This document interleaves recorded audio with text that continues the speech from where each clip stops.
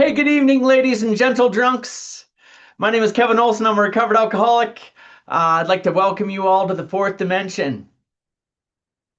Big book study, that is. I'm glad you guys are all here. I know I'm glad I'm here. I never feel more alive than when I'm sharing the miracle of God's recovery in the program of Alcoholics Anonymous, in the 12 steps of Alcoholics Anonymous that I discovered in a book called Alcoholics Anonymous. And let's share that book together tonight, shall we? As we always do, we will begin with the set-aside prayer. Goes a little something like this. Sing along if you know the words. God, please help me to set aside everything I think I know about you, about me, about my fellow man, and about the 12 steps. And please allow me to gain a fresh new vision, perspective, and understanding of what you, what me, what my fellow man, and the 12 steps are all about. And as this is the fourth dimension big book study, I always like to read the two parts of our book that refer to the fourth dimension. First of all, on page 8, Bill Wilson writes, I was soon to be catapulted into what I like to call the fourth dimension of existence. I was to know happiness, peace, and usefulness in a way of life that is incredibly more wonderful as time passes. And then on page 25, Bill Wilson writes that we have found much of heaven and we have been rocketed into a fourth dimension of existence of which we had not even dreamed. All right, brothers and sisters, we're going to be rocketed. We're going to be catapulted. And for the sake of the tradition and custom of the fourth dimension big book study, everyone who will, please raise one hand up like this. And please raise another hand up like this. And everybody go, oh, yeah. I never get tired of that. I'm going to have fun tonight, guys. I hope you will as well. It is not mandatory, but it is strongly suggested. We are not a glum lot. We absolutely insist on enjoying life, and I insist on enjoying life.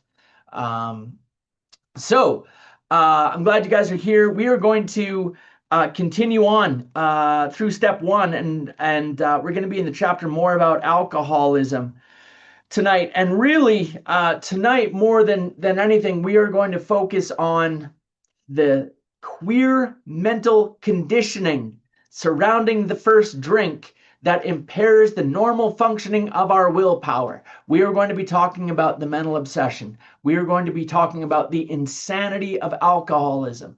Okay, tonight in the chapter, more about alcoholism.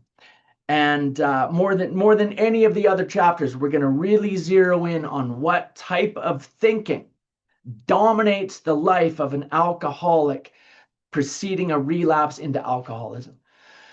Okay, and one of the things, guys, that word relapse, okay, I think in Alcoholics Anonymous, I myself, we use that word incorrectly. We use the word relapse, and what I mean, if I say, my friend Jim relapsed, what we mean is that he started drinking.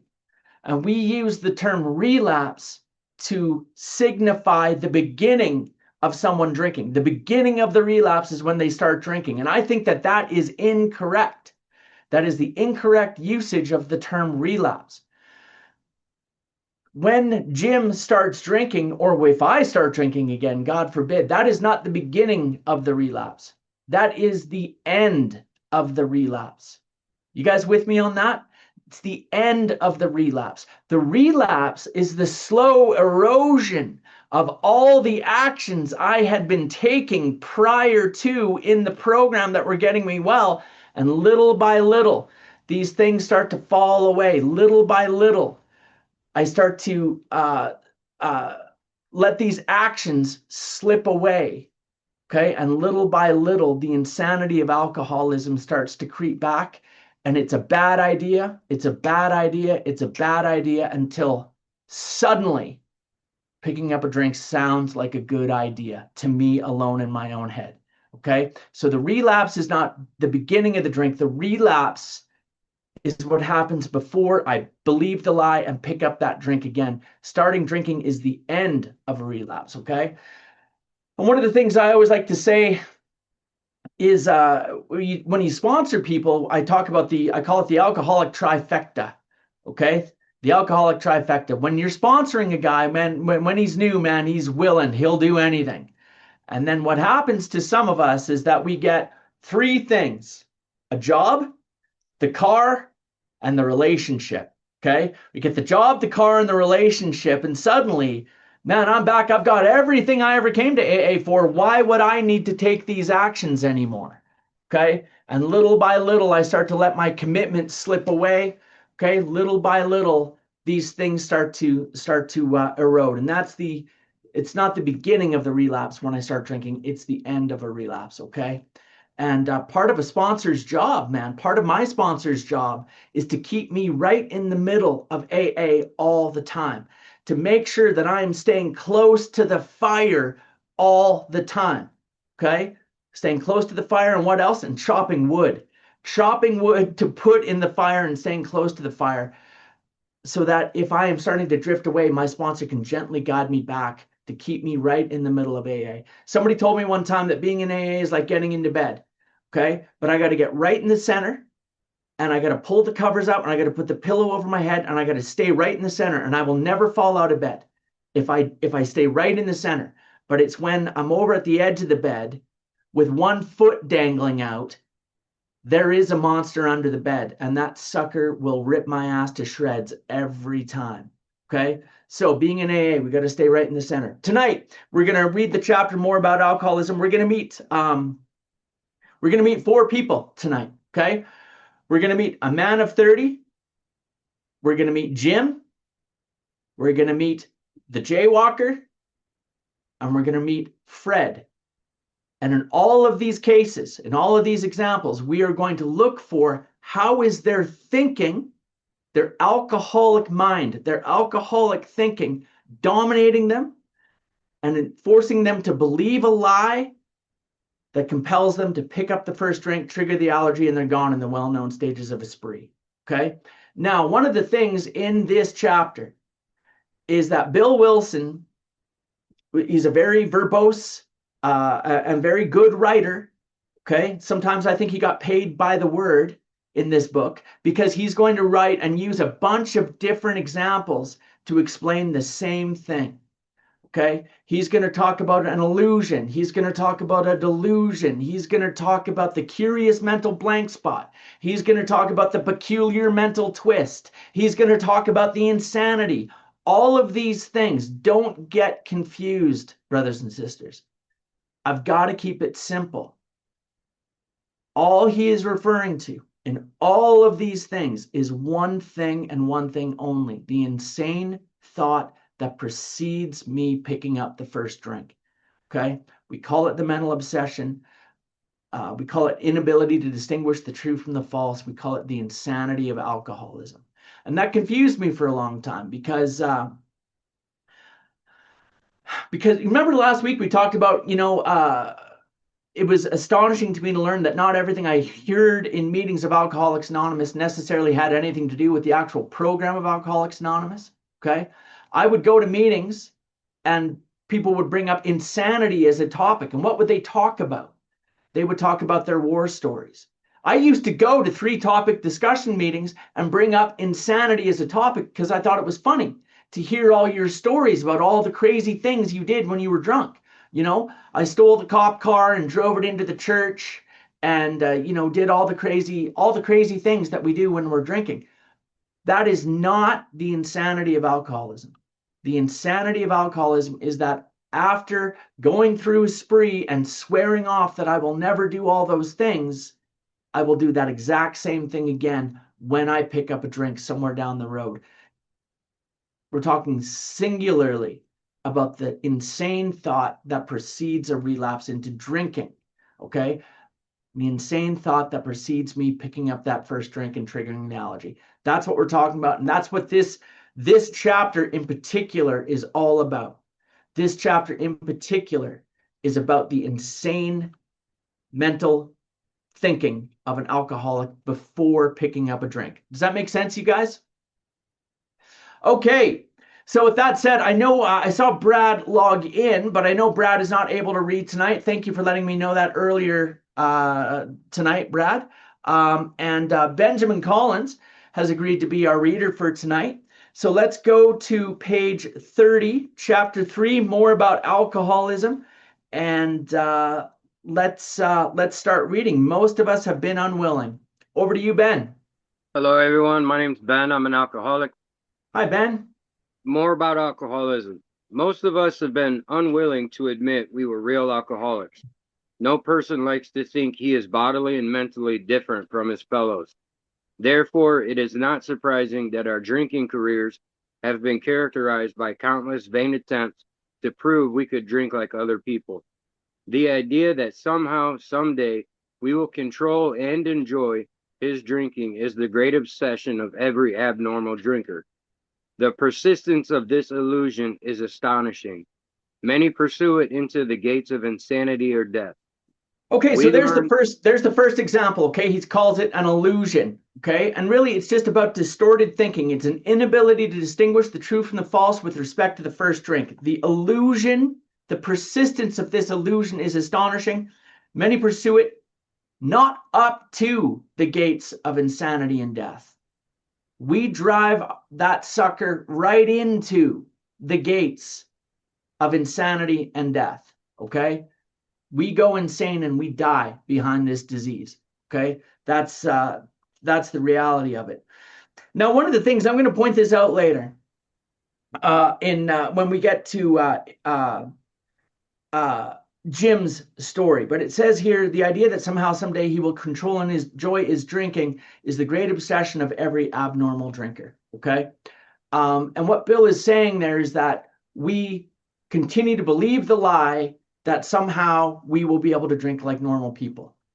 One of the things that I hear in meetings a lot, and I want to say that I think that this is a mistake. People will say the obsession is that when I'm sober, I'm thinking about drinking all the time, all the time, all the time, all the time until I finally and I give up. Like when I'm sober, it's just on me all the time, and then I just kind of give in. Okay? And people will describe the obsession that way. I don't think it's that way. Not all the time, maybe sometimes. But we're going to read in a couple of stories tonight, in Jim and Fred's case in particular. These guys were not thinking about drinking whatsoever. And then suddenly, they had a thought. They had an insane thought that they believed the lie, and they were gone. So you may hear people in AA say from time to time, the obsession of the alcoholic is that when I'm sober, I'm thinking about it all the time. It's not always the case. Sometimes that may be the case, but sometimes out of the clear blue sky, we are going through our life and everything is fine. End of a perfect day, not a cloud on the horizon. And suddenly I will have an insane thought that I will be unable to overcome with my own willpower because it will look like the truth to me. I'm unable to distinguish the true from the false. And the only solution that we have found in Alcoholics Anonymous is to become connected to a power greater than ourselves that can help restore us to sanity. That's what step 2 is all about. And that's what we'll get into next, okay? So for now, back to you, Benjamin. we learned that we had to fully concede to our innermost selves that we were alcoholics. This is the first step in recovery. The delusion that we are like other people, or presently maybe, has to be smashed. Okay, We so alcohol there we see the word delusion. Okay, it's another way of thinking about the mental obsession, the insane thinking that precedes the first drink. It's an illusion, it's a delusion. Also, super important here, guys. Where is the first step in recovery? Most people will point to step 1 on the wall, but the first step in the big book, we just read it. We learned we had to concede to our innermost selves that we were truly alcoholic. This is the first step in recovery, conceding to our innermost selves that we are truly alcoholic. Okay? And how does that happen? How does that happen to us? How do we concede to our innermost selves that we are truly alcoholic? Well, alcohol has a lot to do with that. Okay? As Bill Wilson says, alcohol is a great persuader. It finally beat us into a state of reasonableness. Okay. Most of us get broken into a place where we are willing to accept help, to ask for help, and most importantly, to start taking direction. Okay. How do we know when someone has hit bottom in AA? Because I start taking direction. I start taking direction that I don't believe in. I start taking direction that I don't want to do, given to me by people that I don't even like, but I start doing it. I start taking that direction. Why? Because I have conceded that there is no other option. There is no door number 3 for a guy like me. As long as I thought I had another option, you better believe I was out there trying to flex that option. Okay? You better believe that. Okay? The only time I finally conceded to my innermost self that there was no way out was when I had been beaten into that state of reasonableness.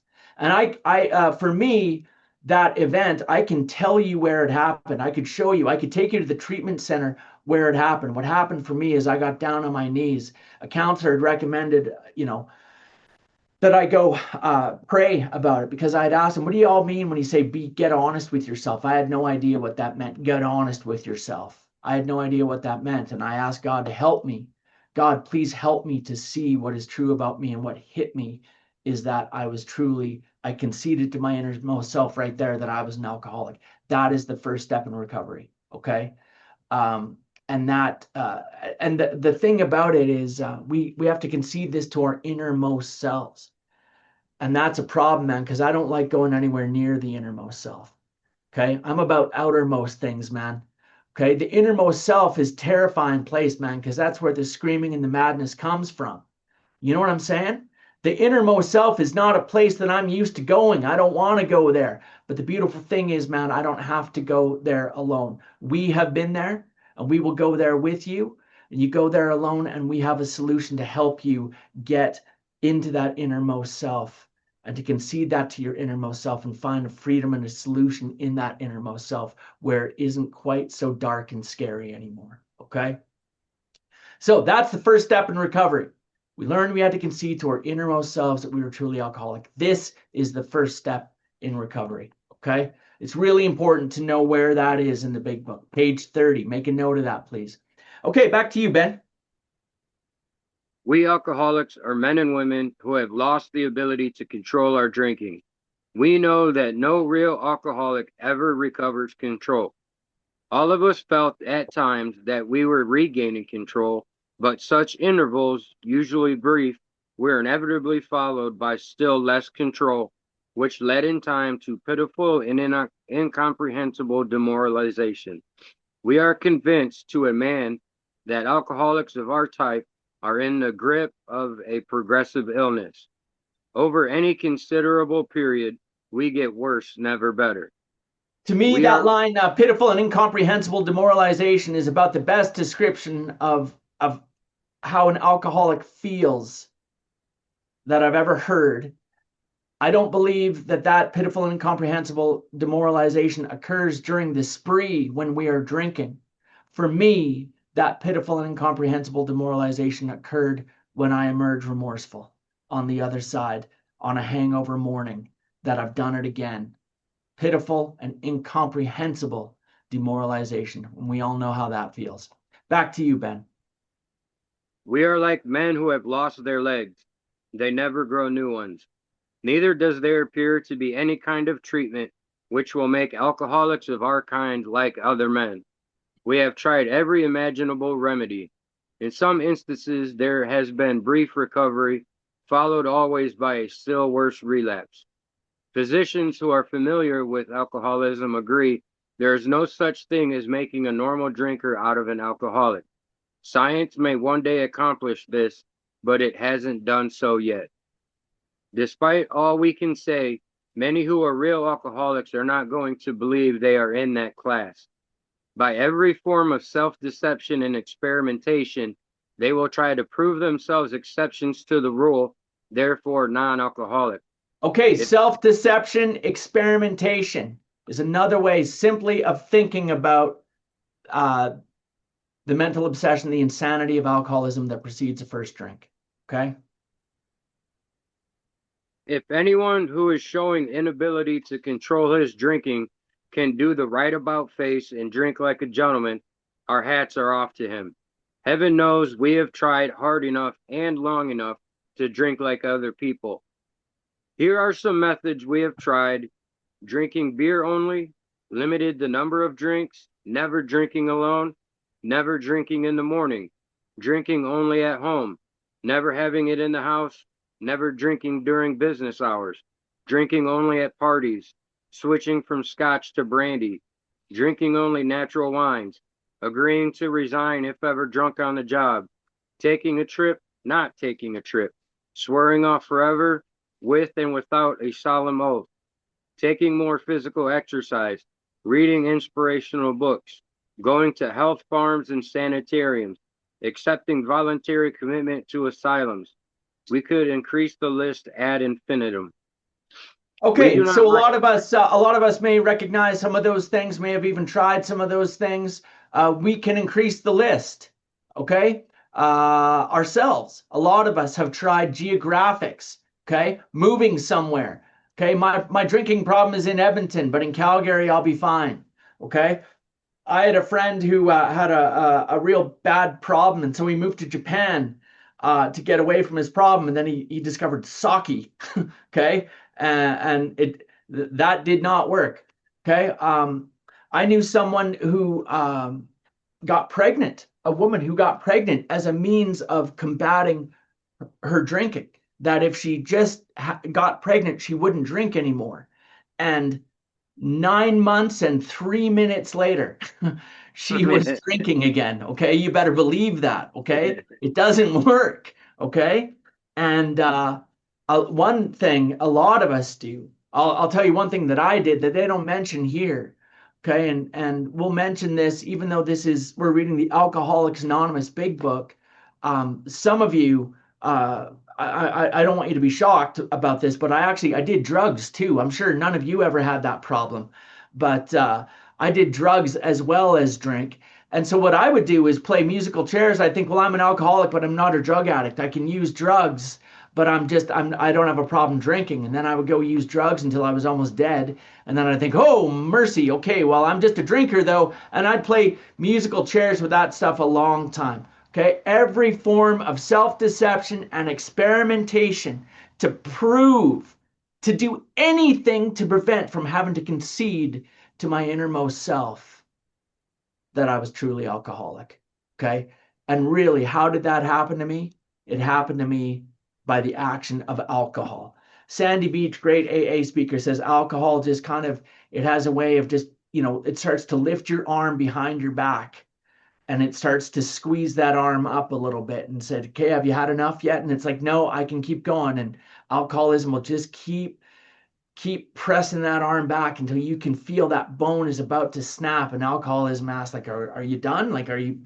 No, it's fine. Everything's going to be okay until, and it just goes on and on like that until we finally learn to give up. Okay. Until we concede that we are truly alcoholic, and begin to accept the solution that Alcoholics Anonymous has to offer.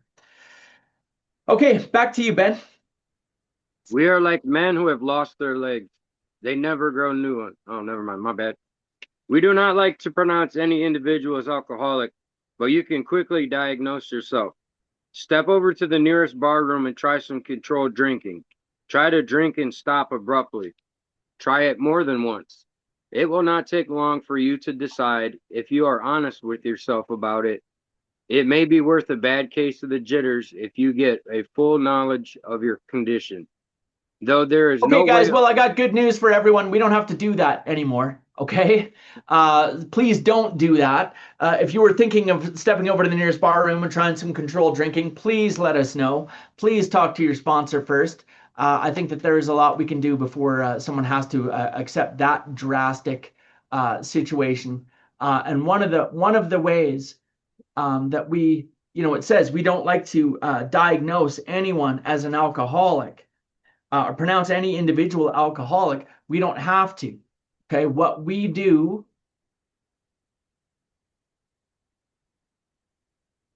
is take people through this cycle. Okay, this is what we do. This is how we help alcoholics. This is another very powerful way to help alcoholics concede to their innermost self that they are truly alcoholic, to see that I am in a trap from which there is no escape, that there is no way out. Okay, that I have become absolutely powerless and my life is unmanageable as a result of alcoholism in my life. We take someone through this cycle. They don't need to go drink in try controlled drinking to help diagnose themselves as an alcoholic. That is the purpose of this cycle, is that someone can take the doctor's opinion of alcoholism, the doctor's pathology of the disease of alcoholism, and use this as a framework to diagnose themselves. Okay, does that make sense, you guys? Yeah. Okay, very good. Back to you, Ben. Though there is no way of proving it, we believe that early in our drinking careers, most of us could have stopped drinking. But the difficulty is that few alcoholics have enough desire to stop while there is yet time.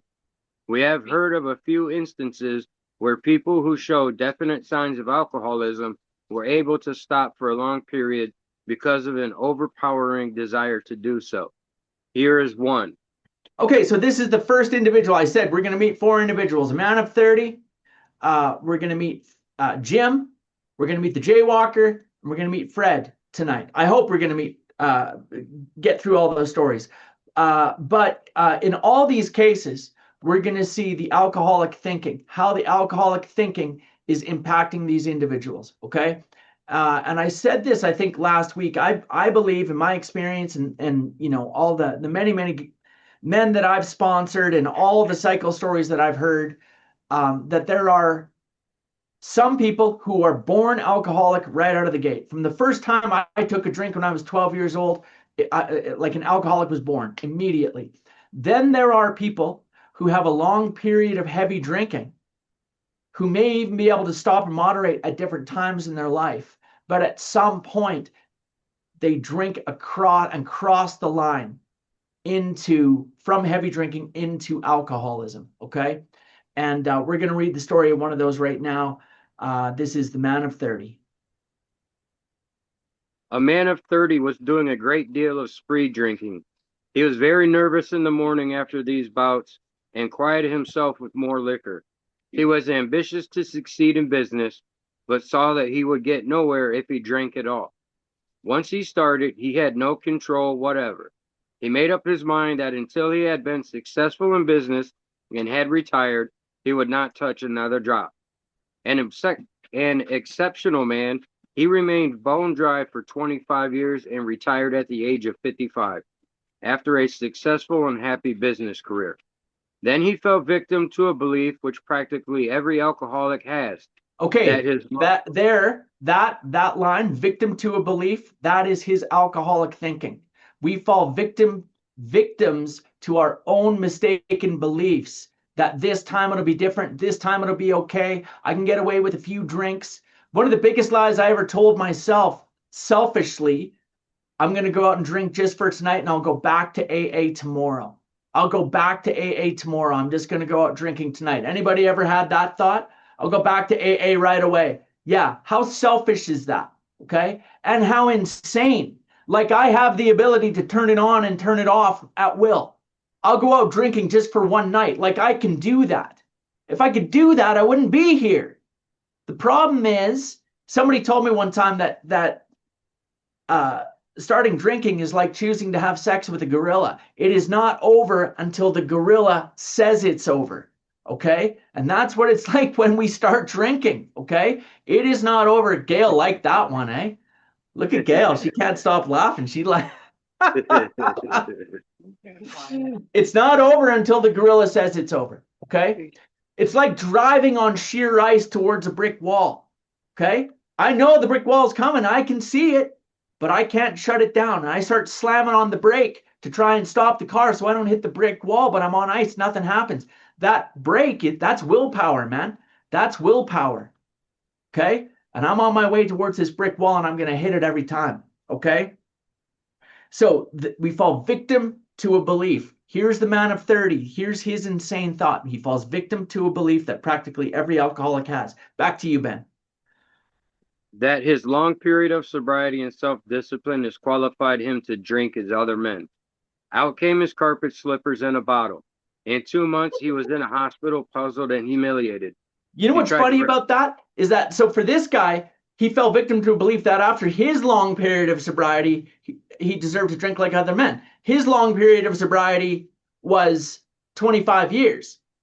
Okay. After 25 years, he felt like he could drink like a normal person. I had the same thought. It's just that my long period of sobriety was like after a whole day of not drinking. That long period of sobriety entitled me to drink like other men, you see? Okay. That felt like a long period of sobriety to me. Okay. But this guy stayed sober for 25 years. Also, I'm going to guess that this cat was not a lot of fun to be around at parties. You know what I'm saying? Okay. This cat, 25 years, bone dry, it says. Yeah, I've been bone dry too. I've been stark raving sober bone dry. Okay. Go to page 52 and read the bedevilments, and you will see exactly how dry this cat was. Okay.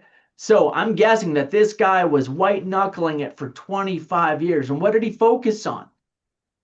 Focused on his career, focused on making money. Okay.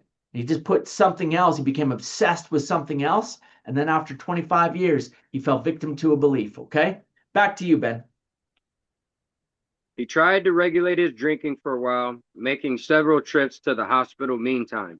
Then, gathering all his forces, he attempted to stop altogether and found he could not. That's Every willpower. That's the sound of willpower. That's him saying, okay, I'm all my forces. I am not going to drink again. every means of solving his problem which money could buy was at his disposal. Every attempt failed. Though a robust man at retirement, he went to pieces quickly and was dead within 4 years. This case contains a powerful lesson. Most of us half believed that if we remained sober for a long stretch, we could thereafter drink normally. But here is a man who at 55 years found he was just where he had left off at 30. We have seen the truth demonstrated again and again. Once an alcoholic, always an alcoholic. Commencing to drink after a period of sobriety, we are in a short time as bad as ever. If we are planning to stop drinking, there must be no reservation of any kind, nor lurking notion that someday we will be immune to alcohol. Okay, and anyone who's sponsored by me knows that I have 3 questions that I ask when I do step one with my sponsees, and we read through 2 of them. The first one I ask though, do you have any reservation? And this is after we go through the cycles. I will ask, do you have any reservation, any lurking notion at all that you will be immune to alcohol someday? The question that we just asked. Okay. And to me, I needed to be resolute that, another question that I ask, do I want to get sober for good? And am I willing to go to any extreme to do so? And the third is, have I conceded to my innermost self that I am truly alcoholic? Those are the 3 questions that I ask. Okay. And for me, it's, this idea of one day at a time. I used to hear people in meetings say, I stay sober just for today. Just for today. I might drink tomorrow, but for today, just for today, I don't drink.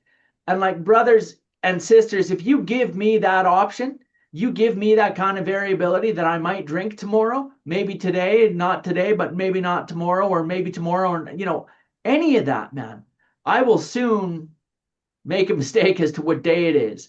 Okay. I needed to get like in AA, man, like spoiler alert, I don't want to burst anyone's bubble here, man, but we don't drink here. This is like a never drinking again kind of deal. Okay? Because complete abstinence is the only solution we have to suggest. Look at this cat. 25 years, man. 25 years this guy didn't drink. He fell victim to a belief, picked up a drink, and died drunk within months. Okay? So, do I have any reservation, any lurking notion? And I had lots of lurking notions in my head for years around AA. that somehow, some way, I would be able to control and enjoy my drinking. You better believe I had those lurking notions, man. Okay. And if you're here and you're in AA and you're around the fringes of AA and you still have some of those lurking notions, I know I was talking to one of my sponsees. He's on this call right now and he told me that he still has some of these lurking notions. That's okay. But I need to be honest about it. I got to be honest that this is still happening. This is still on my mind. And it's okay. It doesn't make you a bad AA. It doesn't mean that you're a bad sponsee. It doesn't mean you're a bad home group member. It means you're alcoholic.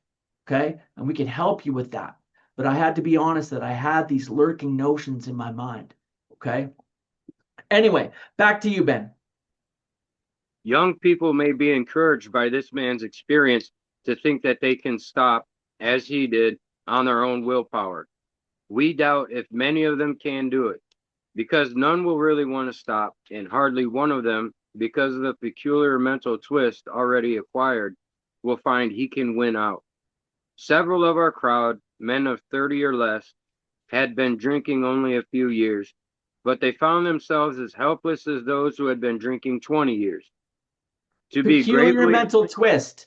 Peculiar mental twist is another way to characterize the insane thinking of the alcoholic. Okay. Insanity, mental obsession, peculiar mental twist. We just read that line. Back to you, Brett. Ben. Sorry, back to you, Ben. To be gravely affected, one does not necessarily have to drink a long time, nor take the quantities some of us have. This is particularly true with women. Potential female alcoholics often turn into the real thing and are gone beyond recall in a few years. Certain drinkers, who would be greatly insulted if called alcoholics, are astonished at their inability to stop.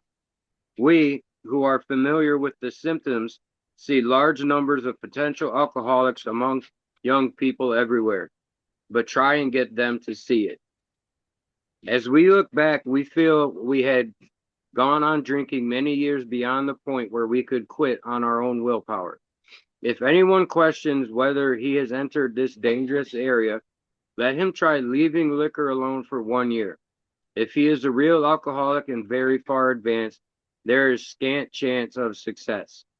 In the early days of our drinking, we occasionally remained sober for a year or more, becoming serious drinkers again later. Though you may be able to stop for a considerable period, you may yet be a potential alcoholic. We think few to whom this book will appeal can stay dry anything like a year. Some will be drunk the day after making their resolutions, most of them within a few weeks. For those who Remember are the first time unable I read that, it really kind of pulled my covers, man, because I read that and I knew like there's zero chance I'd be able to stay sober a year on my own. Forget about it. I'm absolutely the guy who would be drinking the day after making his resolutions. Okay. Some of us may be able to stay sober for weeks or months, but I knew right away, as soon as I read that, there was zero chance I'd be able to stay sober a year on my own. Okay, this is an important part. Ben, I'm going to read this for us. So, for those who are unable to drink moderately, the question is how to stop altogether. We are assuming, of course, the reader desires to stop. Whether a person can quit upon a non-spiritual basis depends upon the extent to which he has already lost the power to choose whether he will drink or not. Okay? One of the ways to think about alcoholism, man, is really two words: control and choice. I have no control over how much I'm going to drink once I start, and I have no choice as to whether or not I'm going to pick up that first drink again. I have lost the ability to choose. Why? Because of the peculiar mental twist, the insanity, the mental obsession, the queer mental functioning of the alcoholic mind around the first drink, impairing the normal functioning of my willpower. Because of my alcoholic mind, I am unable to prevent myself from picking up that first drink. So it says whether or not a person can quit upon a non-spiritual basis. What does that mean? What does that mean? What is a non-spiritual basis? Well, there's lots of different types of non-spiritual ways that people will often try to quit drinking. Okay? Anyone here ever said, well, I just need to get a gym pass and start working out a little bit? That'll be the cure to my alcoholism. Raise your hand. Okay, I see smiles already. Okay, that's a non-spiritual way of trying to quit drinking. Okay, anyone here ever said, I need to really focus on my job and my career and really button down at work, and then I will stop drinking? Show of hands. Anybody? All right, I love it. These are my people. I did too. Okay, I'm not saying that that's right or wrong. What I am saying is that those are non-spiritual ways of stopping drinking. Okay, anyone here ever fell in love and said, oh, mercy, this is it. She's the one. He's the one. I'm in this relationship now. I'm never going to drink again. Okay. What do you find out? That 2 or 3 months down the road, the buzz starts to come off, and we help that healthy adult love has grown from this euphoric feeling of love. Unfortunately, alcoholics are not good at healthy adult anything. Okay. And so we find out that that relationship wasn't as transformative as we thought, and we drink again. I'm not saying that getting into a relationship is a bad thing. What I'm saying is that is a non-spiritual way of stopping myself from drinking. Now, the last couple of weeks we talked about hard drinkers versus real alcoholics. What is the difference? That if given sufficient reason, a heavy drinker can stop or moderate. Sufficient reason, non-spiritual. Like, I'm going to get healthy. That's a sufficient reason for a hard drinker to stop. I need to focus on my career. Non-spiritual way of them stopping drinking. But for a heavy drinker, does that work? Yes. Does getting in a relationship help a non-spiritual, a heavy drinker get sober? Yes, absolutely. But these are all non-spiritual ways that people will often try to use to get sober. And the worst part is sometimes we hear about these things around AA. Okay. Why? Because we have heavy drinkers who are now in our ranks that are telling us all I needed to do was get a gym pass and focus on my career and get in a relationship, and I was able to stay sober. And that's true for them. And they tell that to someone who's a real alcoholic like me, and I'm a dead man. Okay. And one of the things that I believe, brothers and sisters, is that unity in Alcoholics Anonymous means that they are hearing the same message from all of us all the time. Get a big book, get a sponsor, do the steps, get a home group, and get a commitment at your home group. And they go to Victor and they hear, get a big book, get a sponsor, work the 12 steps, get a home group, and get a commitment. And they go to Rob and they hear, get a big book, get a sponsor, do the steps, get a home group, and get a commitment.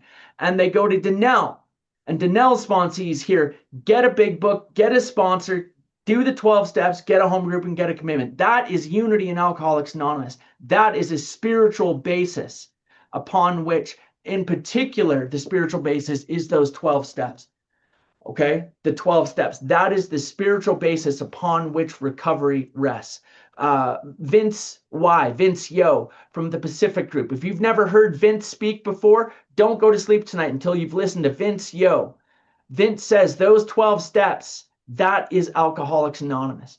And if I am going to get well here, I must do them. That is a spiritual basis upon which an alcoholic can find recovery from alcoholism. Okay? Back to you, Ben. Many of us felt that we had plenty of character. There was a tremendous urge to cease forever. Yet we found it impossible. This is the baffling feature of alcoholism as we know it. This utter inability to leave it alone, no matter how great the necessity or the wish. How then shall we help our readers determine to their own satisfaction whether they are one of us? The experiment of quitting for a period of time will be helpful, but we think we can render an even greater service to alcoholic sufferers and perhaps to the medical fraternity. So we shall describe some of the mental states that precede a relapse into drinking, for obviously that is the crux of the problem. Obviously, that is the crux of the problem. Okay? The insanity of alcoholism, the mental obsession, the peculiar mental twist, the illusion, the delusion, the thought In sobriety, the sober thought that I have that lies to me and compels me to pick up the first drink, the type of mental state that precedes a relapse into drinking, for obviously this is the crux of the problem. And now we are going to meet Jim tonight, okay? And not a big surprise, but based on the time where we're at tonight, okay, we're going to get through the story of Jim, okay, and we'll meet the Jaywalker and Fred next week. But let's talk about the story of Jim, because it is absolutely an essential part of Alcoholics Anonymous and our understanding of this disease. What sort of thinking dominates an alcoholic who repeats time after time the desperate experiment of that first drink? Friends who have reasoned with him after a spree, which has brought him to the point of divorce or bankruptcy, are mystified when he walks directly into a saloon. Why does he? Of what is he thinking? I love that line, the desperate experiment, man. That's a great way to characterize the mental obsession. It is a desperate experiment. And where does the desperation come from? What is causing that desperation is the restlessness, irritability, and discontent, the spiritual malady. I see some nodding heads. I love it. You guys are with me on this, okay? The pain. And here's the thing. Someone who's just gone through bankruptcy or divorce, why would he be drinking again? It's because of the pain that divorce and bankruptcy is causing me. Don't you understand that? No, they don't. They don't understand it. They don't understand that Clancy used to say, we are like people without insulation on our wiring, okay? I don't drink because I'm a drinker. I drink because I'm a feeler. I suffer from emotions that make life unbearable. And that divorce and that bankruptcy doesn't make me want to get sober. That divorce and that bankruptcy makes me want to get drunk more than anything. And that spiritual sickness and that spiritual pain and that restlessness and irritability and discontent compels me to take this desperate experiment of just a couple drinks, man, because I got to get relief from this. You guys with me on that? That's alcoholism, man. That's what alcoholism sounds like. All right, back to you, Ben. Our first example is a friend we shall call Jim. This man has a charming wife and family. He inherited a lucrative automobile agency. He had a commendable World War record. He is a good salesman. Everybody likes him. He is an intelligent man, normal so far as we can see, except for a nervous disposition. He did no drinking until he was 35. In a few years, he became so violent when intoxicated that he had to be committed. On leaving the asylum, he came into contact with us. We told him what we knew of alcoholism and the answer we had found. They told him about the solution, or they told him rather about the problem. They went through their cycles with him. Okay. They didn't talk to him about his drinking. They talked to him about their drinking. Okay. And then they told him about our simple spiritual idea and a program of action. Okay.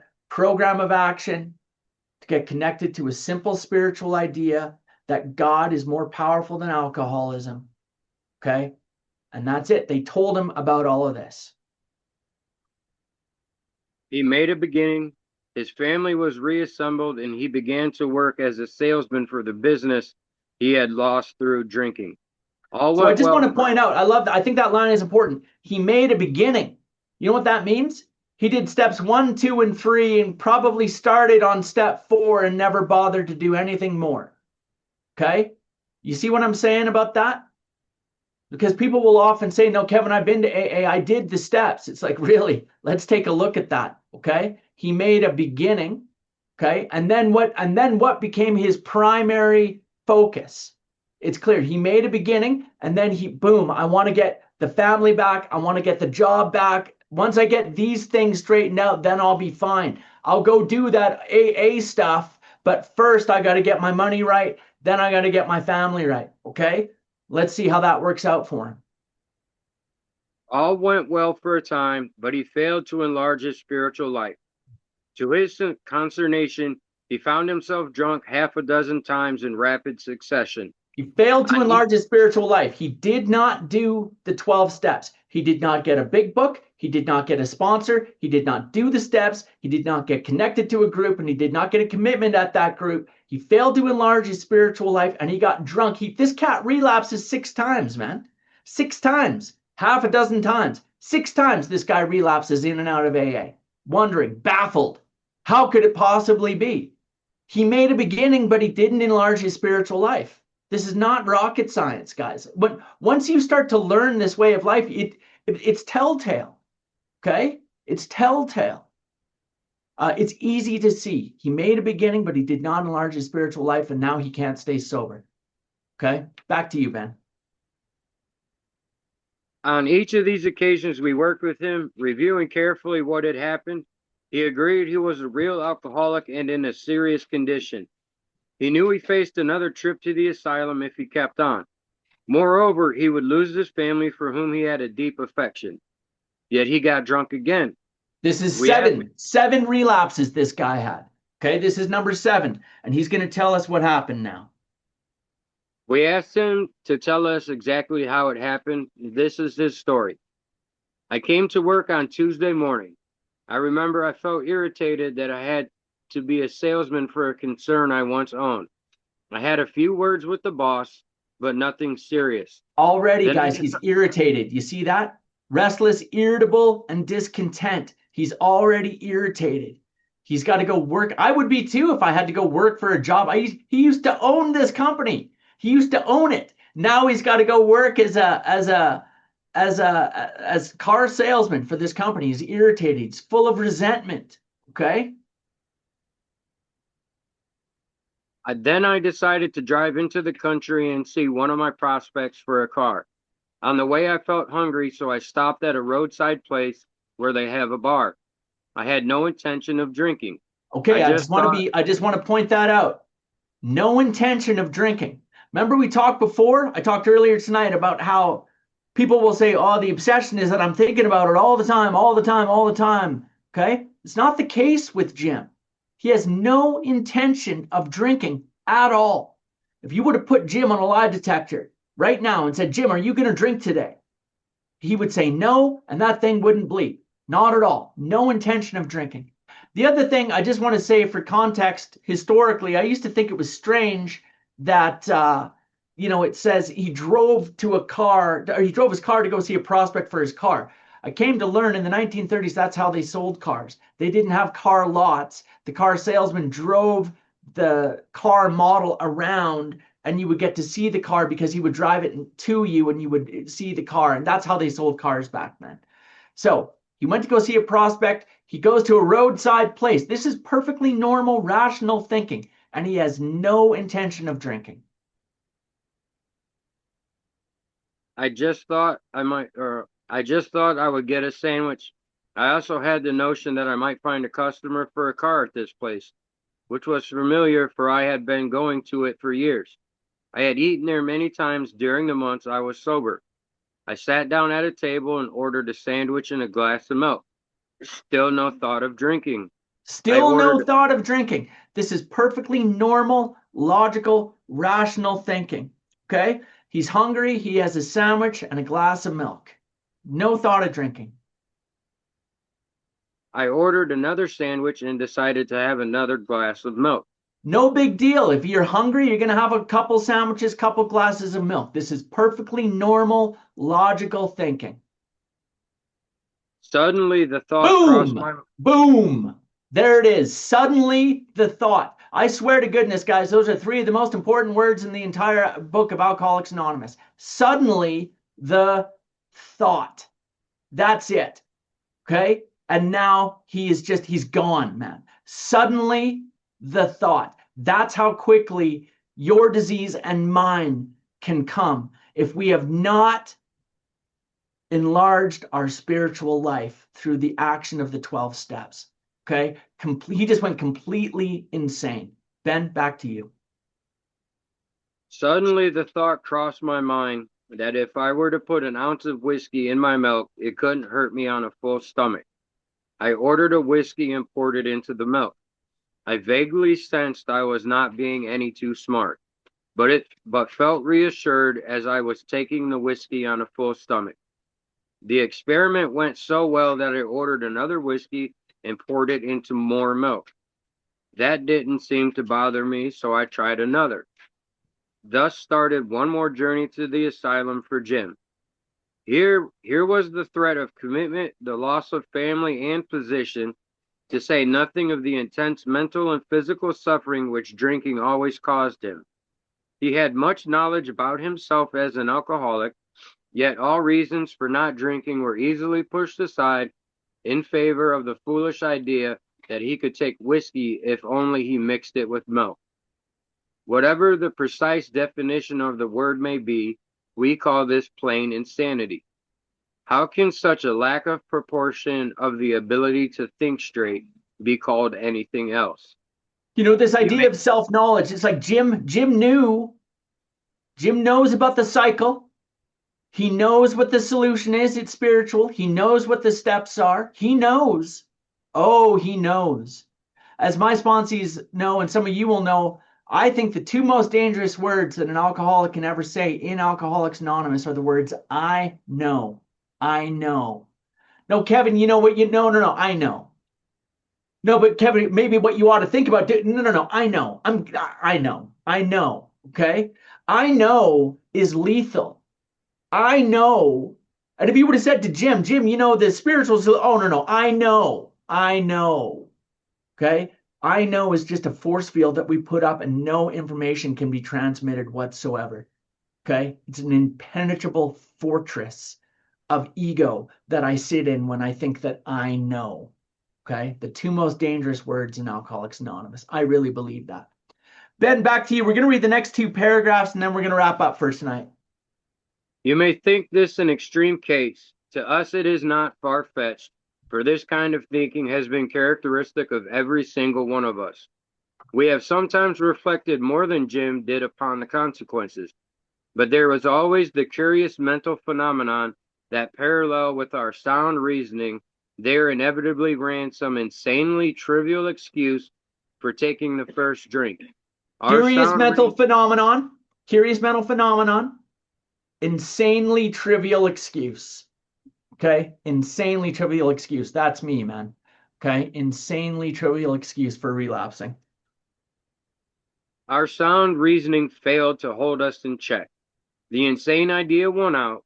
The next day, we would ask ourselves in all earnestness and sincerity how it could have happened. Okay, In so I some was around AA for many years, and my thought was, but yeah, but you know what? My case is a little bit different. My case. Have a good night, Jessica. My case is a little bit different because you see, I don't go out. I don't think it's going to be different, man. When I'm drinking, man, I'm going out for oblivion. I'm going out to destroy everything. That's how I am, man. Okay, I know it's not going to be different, and I thought, I must be different. I must be a different kind of alcoholic. You see, okay. And then after years, I found that they actually categorize me perfectly in this next paragraph. Okay. For anyone who thinks to themselves, I know it's not going to be different when I go out. When I go out, I am hoping to die. I am hoping for blackout because I'm going out drinking deliberately. Okay. Let's read this next paragraph and we'll be done for tonight. In some circumstances, we have gone out deliberately to get drunk, feeling ourselves justified by nervousness, anger, worry, depression, jealousy, or the like. But even in this type of beginning, we are obliged to admit that our justification for a spree was insanely insufficient in the light of what always happened. We now see that when we begin to drink deliberately instead of casually, there was little serious or effective thought during the period of premeditation of what the terrific consequences might be. So even when I'm going out deliberately and think to myself, that's it, man, I am going to burn the house down tonight. I don't care. Okay. Some people, if you'll forgive the term, some people call it the fuck it's. Okay. Fuck it. I'm going out drinking tonight. I don't care. And I know a lot of people identify with that. This is us right here. Okay. We go out drinking deliberately instead of casually, feeling ourselves justified by nervousness, anger, worry, and the like. Okay. But our justification was drinking was insanely insufficient in light of what the horrific consequences were always going to be. Okay, so that takes us right up to the Jaywalker. Next week we will read Jaywalker and we will read Fred, and we will be done step one. That's it. All done for tonight, guys. Let's close with the serenity, or rather, we'll close with the Lord's Prayer. And then what I like to do is, if you guys will, we'll go around the room. Everyone has a chance to just say hello. Let us know where you're calling in from. We have people calling in from all over the world right now. And one of my favorite things every week is to get a chance to meet all you guys and say hello. So let's do that. Let's close with the Lord's Prayer first, though. Our Father, Our Father, who who art in art in heaven, heaven, hallowed be thy name. Thy thy kingdom come, kingdom thy come, will be thy done will be on done earth as on it is earth in as it heaven. is in heaven. Give us this Give us day this our day daily our bread, daily and bread, forgive us our and forgive us our trespasses as we trespasses, forgive as we those forgive who those who trespass against trespass us. against us. And lead us And not lead into us not into temptation, but temptation, deliver us from but deliver evil. us from For evil. thine is the For thine is kingdom, the the kingdom, power, the and the power, glory, and the forever and glory ever. forever. Amen. Amen. All right. Okay, good stuff. So now I'm glad you guys are all still here. Let's just quickly go around the room. Everyone will have a chance to just say hello. Let us know your name and let us know where you're calling in from. So let's start with my man Charles. I'm pretty sure I saw Charles, maybe Curran there, and I think I know where they're calling in from. I'm pretty sure. But Charles, do you want to say hello? Oh, yeah, hello, do you hear me? Hi, yeah, Charles and Kurt were calling in from El Salvador today. Yeah, right on, Charles and Curran. Awesome to see you guys. I love you both very much. Glad you guys are here. Thanks for joining. Thanks for dialing in from El Salvador. Thumbs up to you Yeah, as well. awesome. Yeah, the meeting was amazing tonight. Yeah, that was fantastic. Thank you very Oh, much. thank you. Thank you very much, you guys. That means a lot. Let's go to Robert S. Robert, what a pleasant joy to see you here, man. Right on. Thank you, Kevin. Thank you for having me. I apologize. I was late. I have trying to be in two places at once, so hopefully my schedule frees up. This is so enlightening, and you have an exceptional way of making it hit home for me. So I'm grateful to be here and plan on coming again in the future. I'm calling from Lethbridge. I'm all done treatment, just waiting to come back to Calgary and reconnect with my family. Amen. At PPG and my support. So, PPG. All yeah, right. PPG. Love you, Kevin. Thank you. Love you too, buddy. Are you are you a fresh start in Lethbridge, right? That's correct. Yes. All Yeah. right. Yeah. I'm all done programming. I graduated a couple weeks ago, so just waiting for housing and come back and do God's will. Amen. Beautiful. So speaking of, I think you have another alumni of Fresh Start here. Let's say hi to Brandon. Hey, Brandon, alcoholic, calling in from Fresh Start Calgary. Yeah, Hey, right on. Brandon. Very glad to have you guys both here. Right on. And Brandon, great to have you. I know you weren't able to make it last week, but we're pumped to have you here and looking forward to going through all this work with you, brother. So I'm glad you're here. I'll see you tomorrow night, 7 p.m. I'll pick you up. Okay, let's go to Pinto Pete. I don't think we've met before, Pinto Pete. Hi, guys. My name is Pete, grateful recovered alcoholic. Great job tonight. Thank you so much. Wonderful recall on the malady that we suffer from, that one thing that we can recover from, but we'll always have the allergy. And if I don't do anything stupid before Friday, I'll be taking 5 years. And thanks to people like you and Rob, who I've known for the last many years and has helped me get to where I'm at today. So God bless. And where are you calling from, Pinto Pete? Yeah, I'm in Prince George, BC. Awesome. Great. Glad to have you. Glad you're here. Thanks, guys. Thank you, Pete. Let's go to Ashton. Ashton, are you there? Ashton is also from Prince George, BC. All right, Ashton, great to have you. Let's go to Linda.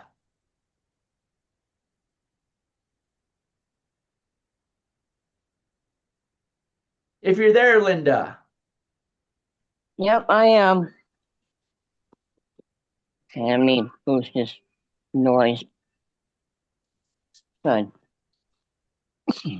Oh, okay. So you want me to share?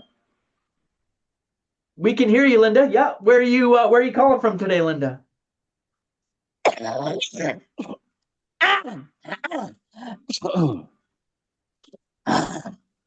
Sorry, everyone. I had to clear my throat. That's okay. Hi, my name is Linda. I'm an addict alcoholic. I'm a New Yorker here in Lancaster, California. And oh, by the way, he's your furry nephew, Desi. He says hello to everyone. Hello, Desi. Hello, Desi. And And he gives Linda, you all we missed you last week, Linda. We were all prepared. We had a big cake and candles ready for your. No, I'm kidding. But we were gonna wish you a happy birthday. So happy belated birthday. I know you. tonight if you like to. I know it was Sorry your about birthday that. last Tuesday. So Oh, I can't believe it. I have literally over 32 years. I can't believe I made it this far, you know? that's awesome, Linda. Great to have you. Thank you for joining us as always. And let's continue on. Let's go to Joe Timmons. Are you there? Yep, right here. Sorry, I can't get my camera to work. But yeah, Joe Timmons calling in from Calgary, Alberta. Great to have you, Joe. Thanks for joining us, man. Yeah, thanks for the Let's meeting. Yeah, thanks, man. Let's go to Craig.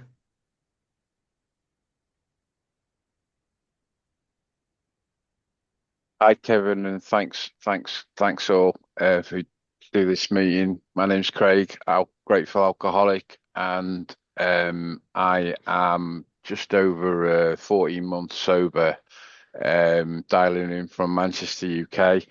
I'm in bed at the moment, so but I think I've got a new. I don't know what I've got into bed with over the years in my drinking times. I can't really remember half of it, but I think I've got a newfound fear now. I'm going to add it on, and I don't want it to be a yeah. I'm going to stick away from getting into bed with a gorilla. Amen. Amen. Amen. Me too. All right. Thanks, Kevin, for all you do. Honestly, thanks so much. Thanks, Craig. Thanks for being here. And thanks God. Yay. Amen. Let's go to, I think it's Nathan. Yeah, it's hey Kevin, Nathan here, alcoholic. I'm Your name on your Zoom still says Suzanne, so I just wanted to make sure. yeah, no, I was trying to change that. I joined a little late and then couldn't change it midway That's all right, through. brother. So yeah, thanks for having me, Kevin. Want to give a shout out to my brother Robert there, Fresh Start. I gratitude with him a couple of weeks back, so good to see him. On. Yeah. All right, on, Nathan. Yeah. So the first time at Fourth Dimension, that was awesome, Kevin. That was great. I really liked it and really loved your insights. So appreciate you having me. Much love. All right, man. We'll see you tomorrow. Yeah, absolutely. Let's go to Danelle. Hello, everyone. Janelle Alcoholic, and I'm calling in from Red Deer. Hello. And is there anyone there with you, Danelle? Oh, where did she go? She's here. Just 1 second. And here's Abby. Oh, Yes.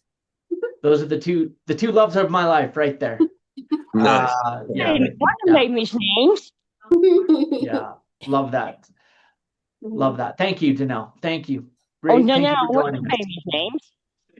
Abby Thatcher. Yeah, the dog's name is Abby Thatcher. Yeah. Hey, Abby. Love you, honey. Your Aunt Linda gives you kisses, okay? Eh? Let's go to Brad S. Hey everybody, Brad Silito, recovered alcoholic. Great job reading tonight, Benjamin. Thanks for filling in for me. I am on Highway 43 today in Northern Alberta, almost to Valley View on my way to Grand Prairie. All right, man. Well, drive safe and know that you are loved, Brad. Thank you very much. Let's go to Mr. Love you Richard too, K. My name's Richard. I'm a real alcoholic. I'm tuning in from St. Louis, Missouri. Welcome to anybody that's new to the study. I hope you come back and join us. And thank you, Rob, for all the stuff in the chat, and Benjamin for reading, and Kevin for breaking it down for us. This is the greatest news ever for the alcoholic. All right. Richard, here's a question for you. Have you, in your travels in AA over the last year or two, met a lovely lady by the name of Lulu, who has Oh, yeah. you know Lulu? Yeah, she goes to one of my home groups at the West County Club. I know her. Yeah, right on, man. Danelle and I spent some time with Lulu. She was up here speaking a while ago, and we knew she moved to St. Louis. She is originally from the Pacific Group, so Yeah. we Yeah, she's dope. Yeah, I know her. She's a good gal. she's awesome. Yeah, love her. Okay, well, Richard, would you please next time you see Lulu, tell Lulu that Kevin and Danelle say hello. I absolutely will. I'll see her on Sunday. Awesome, man. That's great. Okay, let's go to Victor P. Hi, my name's Victor. I'm a grateful alcoholic from Red Deer. Thanks for a great job. Happy birthday, Linda. It's always a pleasure being here. Thanks, Kevin. Amen. Rob, Thank Benjamin. you, Victor. Thank you. And let's go to not to jail. Let's go to Gail. That's what I meant to say. Not Thanks, Kevin. Gail, alcoholic from Kelowna, BC. And this morning I was working with a girl who's coming up 7 years sober, and we were doing the doctor's opinion and a picture of the cycle. And I was surprised that she did not know what we were talking about. I had to work really hard for 2 hours to get through just a couple paragraphs and the cycle. Thank Amen. you for being you, because I did everything you said this morning. From Kelowna, BC. Thanks, Kevin. Thank you, Gail. Thank you. And thank you for spending 2 hours of your day to help another alcoholic understand our problem and get connected to the solution and the program of action. Thank you. At 7 years even. So you never it's know. Amazing. I know. Yeah, I hate that story. You know what I mean? Like, I hate it, but I also love it. I love that you were there with her. That's what I love. So, yeah, that's alcoholism. Amen. Let's go to Benjamin Collins. Hello, everyone. My name's Benjamin Collins. I'm an alcoholic from Elyria, Ohio. Thank you, Kevin, again for the study. Thank you, Rob. I love you guys, man. Amazing, amazing story. Thank you so much. And Jeff, I saw Jeffrey was on here earlier, and I think he had to drop off. So tell Jeffrey I love to see him here. It's and all your guys, man. It's great. It's beautiful to have him here. And a round of applause for Benjamin for reading tonight as well, you guys. Great. Thank you so much. Thanks, Benjamin. Why not? Okay, and last but not least, ladies and gentlemen, the man, the myth, the legend, the man who makes it all fourth dimensional, Mr. Rob K. Rob. Hey, Rob. Hey, everybody. Kevin, great job as always. I hope you enjoyed the picture of the gorilla that I sent you.